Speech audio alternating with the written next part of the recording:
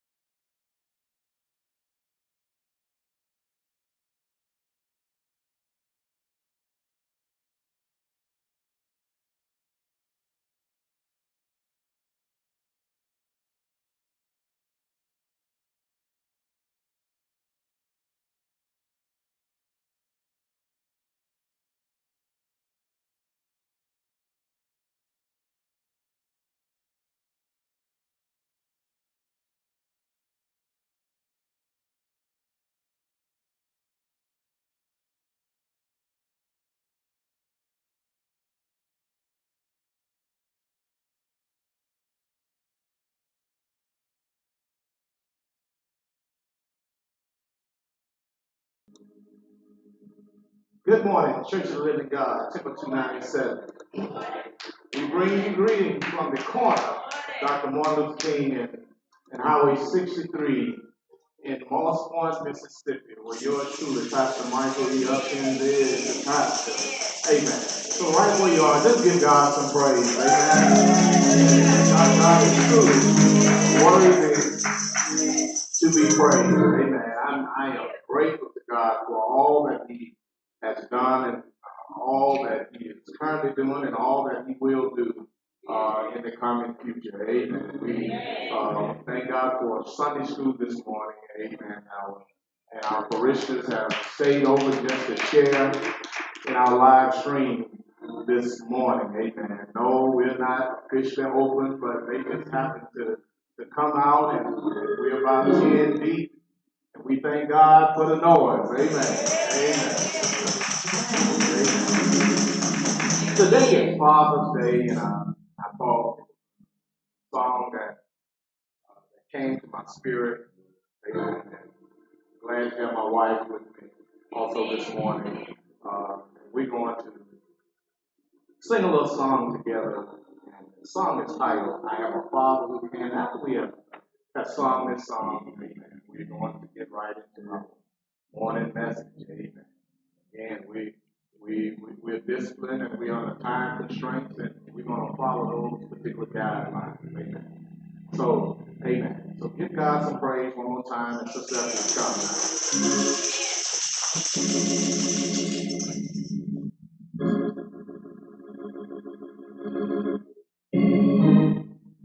now.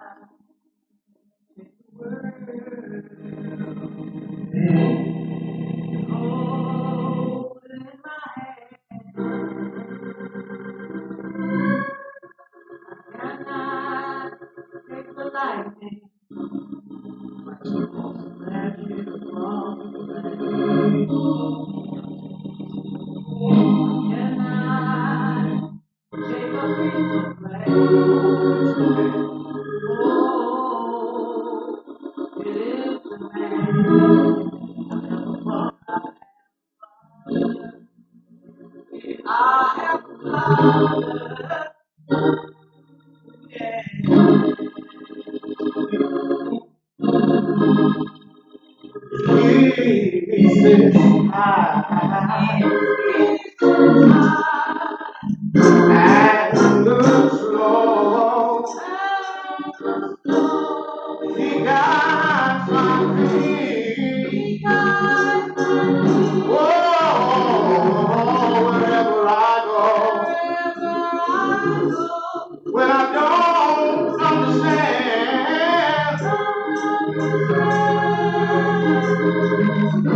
I have a Father. Oh, I have a Father who can.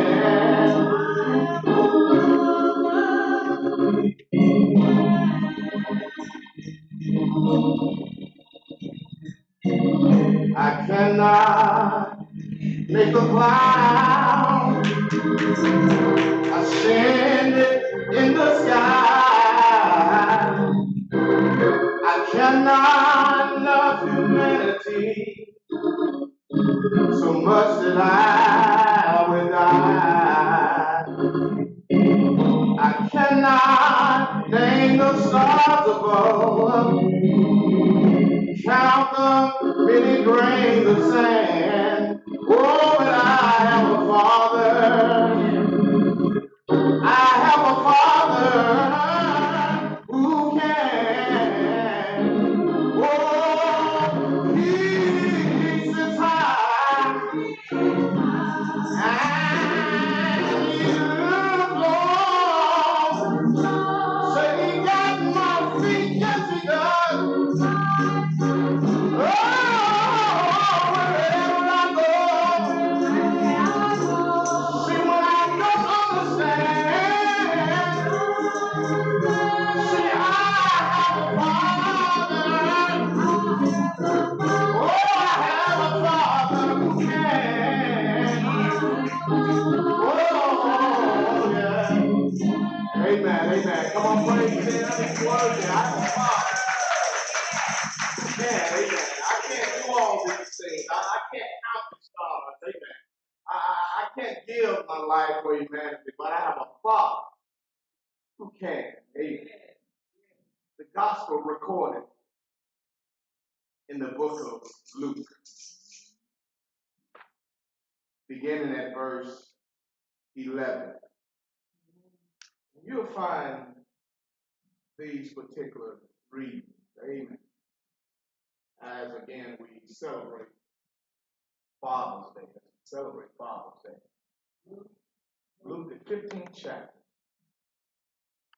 beginning at verse 11. This is very familiar,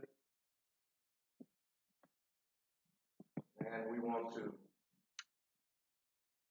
just basically just give God the honor, the glory, the honor of His Son Jesus, Holy Ghost, our keeper. Amen. Honor our staff, dear staff, the absence of officers, trustees, missionaries, saints, and friends. Peace be unto you. Again, in verse 11, you will find this. And he said, a certain man had two sons.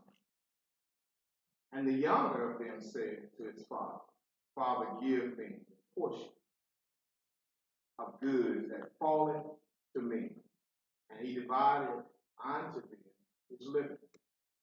And not many days after, the younger son gathered all together, took his journey into a far country, and there wasted his substance with righteous living. Let's go to verse 21.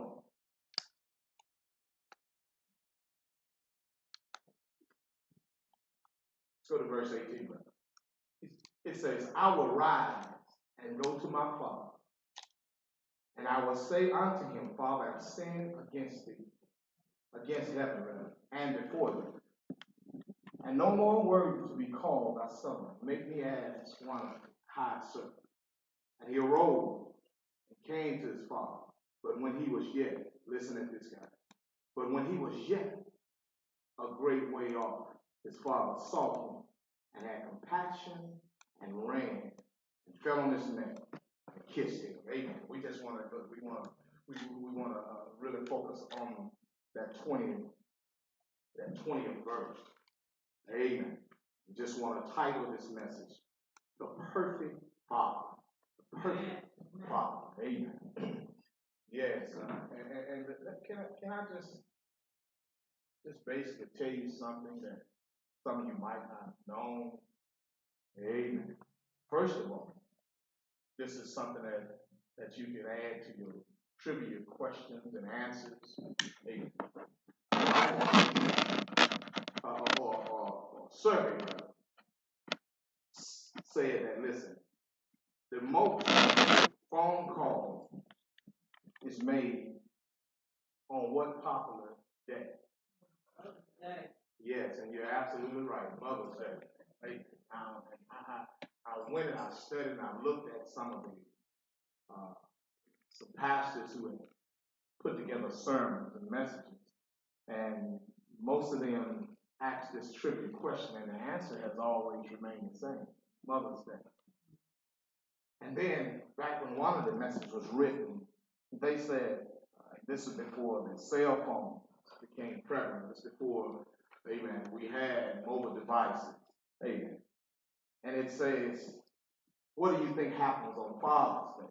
Because back in the day, we didn't have, again, the access to what we have now. And they said, what do you think happens on Father's Day? And they said, collect calls. Amen. Collect calls to some of our young people that are listening. You probably don't know nothing about collect calls. Collect calls is when someone will call you from another phone, and you would charge that to somebody else who's receiving the call. Amen. As a matter of fact, the operator would come in and say, you have a collect call from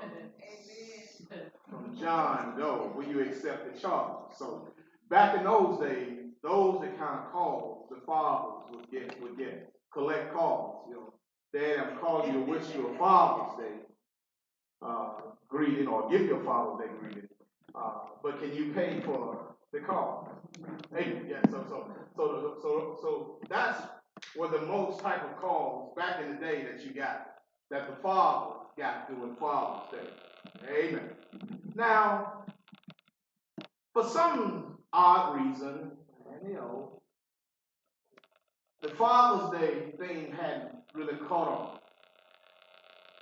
This is 2020. I've been pastoring now. I told our people in a meeting, I've been pastoring now for about 22 years. And in my 22 years of pastoring, I've only celebrated Father's Day on Father's Day 3 times. And this is number 3. Amen. Well, what happened? Well, nobody counted it. Mother's Day to put other things on Mother's Day. On Father's Day, it could likely happen. Matter of fact, talking to my wife, I'm going to get what I message, but I just want to enlighten you on some things as it relates to Father. Hey, my wife asked me what did I want to do on Father's Day. And I said it really don't matter because it'll end up turning to Mother's Day. You know what? Amen. Because that's the way Father's Day is perceived. Amen. We're something a lot of people. I'm just being frank with you. No, we don't like to be considered as soft or anything like that. But you know, it's like we're an old tool that lays around, and we're not used until we really need to be used.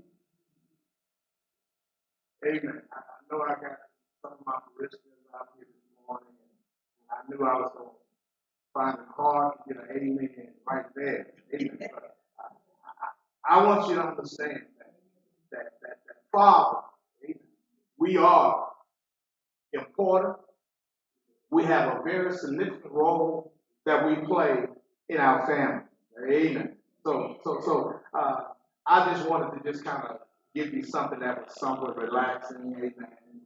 So we won't be too serious this morning because today we're going to talk about the perfect Father, amen. Yeah. I know men, we've been portrayed even on television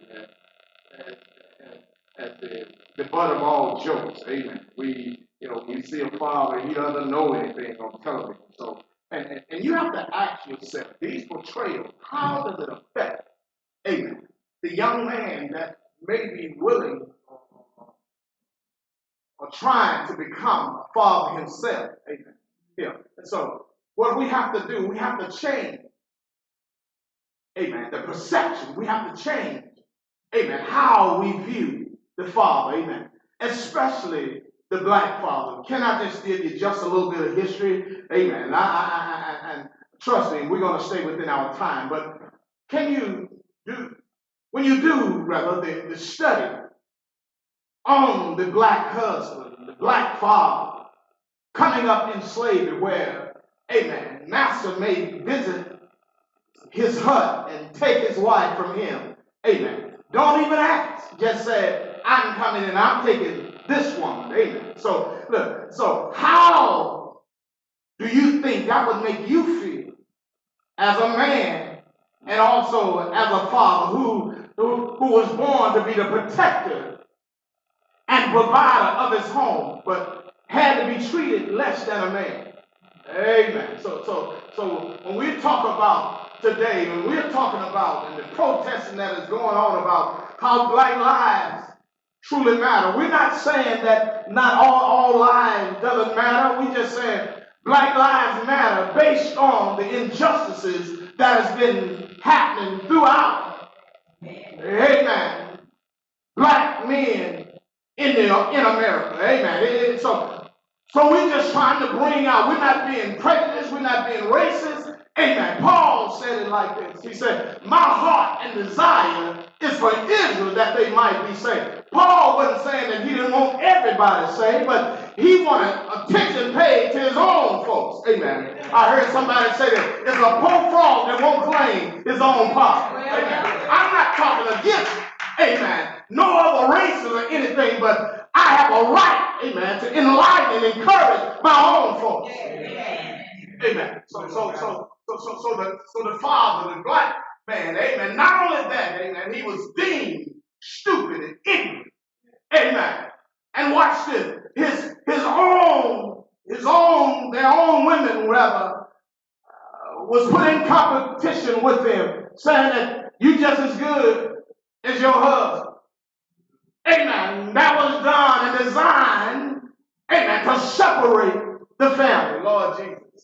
Especially the black family. Amen. So we want to encourage and give you, amen, a more positive perception of the black father. Amen. Yeah, I know we've had some hard times, and yes, I know we have been tired and lazy. Amen. I know, amen, that we have been raised in the prison system. I understand that, amen. But I want you to understand this, that God made the black father significant in America. Amen. And we need to show forth our significance. Amen. Even today, as I preach, I brought my father, amen, to the service. Yeah. Amen. Because he was a positive black figure in my life. Amen. And even though he's not with me in the physical, I know he's with me in the spiritual. I brought him with me to church this morning. Amen. Let me get into this message. Amen. I'm just about done here. Amen. But in this particular text, we have already developed the fact that this is very for me. We've heard of the prodigal son, which means the lost son. Yeah, we heard about the one that was lost outside of the house and the one that was lost inside of the house. Amen. I don't care where you are, lost is just lost. Amen. And I could easily focus on them being lost. But when I look at this text, a lot need to be said about the Father. So when Jesus was dealing with this parable, he was portraying his heavenly Father. And look at this now. The Bible says that the parable starts out, amen, that the young man, the younger of the two, he would came to his father and saw and said, listen, I need a portion, or give me the portion of the goods that is available to me right now. Amen. Yeah, y'all know how it is. Your children, they work and they have allowances. Amen. Now they know that there's more coming later on, but they say, listen, what if I build up right now? So give me the portion that falls upon me right now at this age that I am. Amen. And look what the Father did, guys. Look what he did. Amen. In verse 12, amen, the Father, he divided unto them his living. He didn't argue. He didn't say, son, what are you going to do with this that I give you? He merely said, son, here is your portion. Which means this, the Lord does not force anything on us. He gives us the power of choice. Amen. And the Bible says after he had given them what was due them, he took his portion and he went into a far country. Yeah. But I want you to understand, when you get out, young folks, to yourselves, and when you begin to do your own thing, life truly becomes expensive. Yeah. And home doesn't look so good until you leave it. Amen. And then you begin to long to get back. But I love the Father. Amen. Because apparently he understood his sons. And he understood the one that had left. Amen. Because he would go daily and look to see if the son was going to return. Now I believe that this story indicates that our Heavenly Father is always going to give us free will. He allows us the freedom to choose. He could control us and make the path either to choose him, but he keeps just enough distance that we have a choice. So in this story, amen, The son, he comes running back, but only after he has messed up royally. Amen. So the question is, how does one become the perfect father? First thing is you need to know God. And you need to accept the things of the Father by embracing His Word. Yeah, the Father loves His family. Paul tells us this in Colossians 3:18 and 20. He said, wives, submit yourselves to your husband. Amen. And then he said, husband, love your wife. As y'all can recall, early on, is that the order goes like this. That the wife has to learn submission before the husband can truly love. In that particular order. Then he said, husband, love your wife. Then 2 Timothy 3:12 said, marriage. Your family, a father is a provider for the family. Peter asked Jesus about paying of taxes, and Jesus sent him to the river to receive a coin from a fish. So Father, he managed, he loves, and he provides for his family. And so how he gets there is by knowing God. Hallelujah. The soul. Not only does the perfect father knows God. Hallelujah. But they understand the importance of family. And they understand family. Again, the father had to know what his son was made of. Because had he not, he never would have expected him to come back. Hallelujah. Fathers, how many of you know, how many of you have taken the time to get to know your family? Hallelujah. And when you truly know your family, then you understand how important it is to be the godly father. Hallelujah. The same man should emulate our Heavenly Father. The Bible says that man was made in the image of God. Hallelujah. If you want to be the perfect father, walk in the image in which you are made. Let me come, hallelujah, to this conclusion. When I think about Jesus, hallelujah, came down through 42 generations, took on the form of man and servant. It showed me that the Father expresses His love through His perfection. God showed forth His love when He gave His only begotten Son. Hallelujah. That's a great God. And watch this now. The Son placed Himself in the way of all of our troubles to protect the family. Hallelujah. He's a very present help in the time of trouble. Jesus applied His example when He, hallelujah, when He showed the greatest love possible by giving His life on the cross. Hallelujah. Let me say this as I honor my Father today. Hallelujah.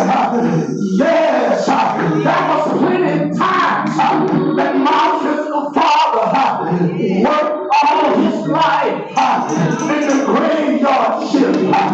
Hallelujah. Didn't have a formal education. Hallelujah. But knew what it meant to care for his family. I can imagine there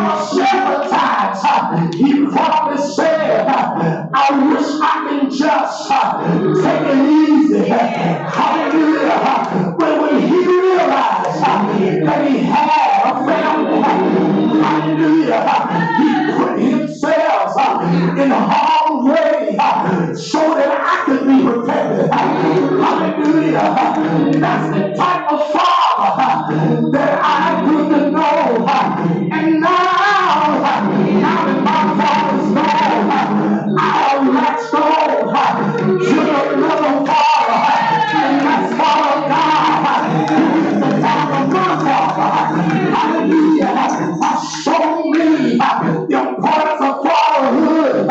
The perfect father laid out his life for his family and his friends.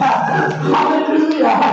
We wouldn't serve a God like this. The perfect father is God himself. Father after him, and he will make everything right. The perfect father. The perfect father is God himself. Amen. Yeah, right. We can always look, amen, at the two sons. But the Bible says that while the son was just far, the father wasn't concerned about what he had done. The father was more concerned that he was coming home. That's a perfect father. He wasn't ready to wash his son's face and I told you so. Or you should have been like your brother. Say, he can do that. The Bible said, he said, go kill the fatty king. Put a robe on, put a ring on his finger. I want him to be, that's my son. I'm restoring him back to royalty. Why? Because he came home. But watch that. The other lost son, see, everybody thought that son was lost. But the other lost son, he said, you never done that for me. The father, more or less said, I'm paraphrasing. The father, more or less said, you was at home. You could have done it anytime you got ready. You was at home. Amen. God does not want us to be pitted against each other. He wants us to be together. That's the perfect father. So listen, fathers that are hearing me, we want you to know that you are somebody and God cares about you.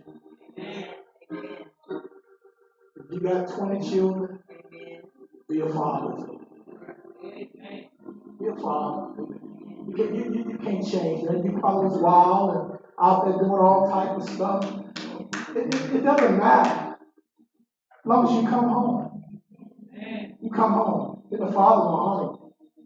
There's a young boy that's been in the hall come in, ready to eat the hall food. But watch this. I like that he remembered who his father was. Listen, when you're in a bad situation, you better remember who your father is. Amen. Amen. Come on, give God some praise. Happy Father's Day to all those fathers. My son is watching. Happy Father's Day. Let you know we love you. Continue to be a good father. Amen. Those of you that are here, listening via live stream, if you want to get to know Jesus, I invite you again to inbox us. We will show you the plan of salvation. Those that desire to be them of the church. Don't be afraid. Watch this. I don't brag about our church, but I do brag about God. It's one thing about our church. We love each other. And I'm not saying that we don't fall out over some things. Now, don't take that, but I'm just saying we love each other. We always try to do what's necessary to get it right. So if you want a loving church, inbox us. We'll bring you to the church. Amen. We'll show you the rules and regulations. Amen. Lastly, we want to make this announcement. We're going to open the second Sunday in July with modifications or with restrictions, which means that we're going to continue to practice being safe. Those of you that enter, we will have hand sanitizer, we will have face masks, we will do all of that. And we will be practicing social distancing, 6 feet and beyond. We know you're happy to see each other. We're going to encourage you to throw each other a kiss. Not be huggy, kissy. Amen. Amen. We encourage, we know we love each other. Amen. But don't get offended. If I throw you a kiss, give you a hug from a distance. Amen. But that's what we're doing. We're only receiving a maximum of 20 people. If you come to church, we have reached that maximum. We have an overflow in the fellowship hall, but we will still practice social distancing. Amen. If you have any questions, contact myself, contact trustee, you can contact our media ministry, Courtney May. She's the one that puts the announcements and the stuff out. So she'll have a knowledge of what we're doing. So we hope that something we say today can encourage you. And again, we're streamlining out a little longer than what I normally do. It's just to get information out there. But we want to let you know that we will be streamlining our services. We're not going to hold our services long. Amen. But those that we're only going to live stream the message. Amen. On Sundays, that a certain ministry want to be a part of the live stream. Those ministries have 10 minutes, which give me 20 minutes to bring a message. But we're going to stay within our 30-minute time frame. Let the church say amen. Amen. God bless you. Amen. And keep you is our prayer. Also, you can still give. Bring it here to the church. You can do it via Cash App. That's on our live stream page. Or we call somebody. We can pick it up. Amen. So we're going to continue to live stream even after we have opened.